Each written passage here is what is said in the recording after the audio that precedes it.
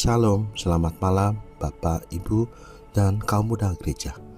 Malam hari ini kita akan mendengarkan renungan malam ini yang diambil dari Yohanes 8 ayat ke-32. Dan kamu akan mengetahui kebenaran. Kebenaran itu yang memerdekakan kamu.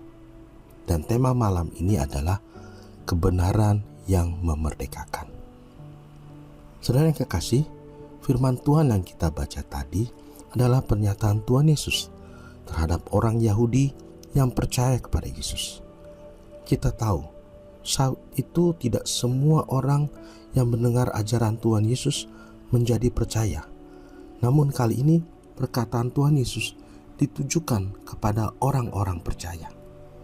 Dan juga dikatakan Tuhan Yesus, kalau mereka hidup dalam firman-Nya, maka akan mengetahui kebenaran yang memerdekakan mereka.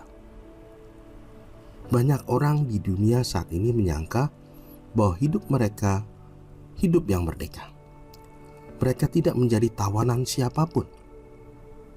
Kita sendiri sebagai orang Indonesia juga mengakui bahwa kita tidak dijajah oleh negara manapun.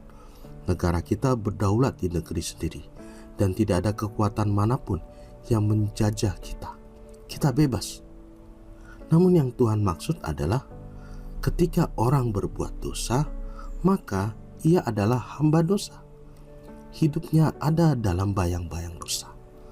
Bahkan dosa pun menjerat manusia untuk melakukan dosa-dosa lainnya. Hidupnya dikendalikan oleh dosa.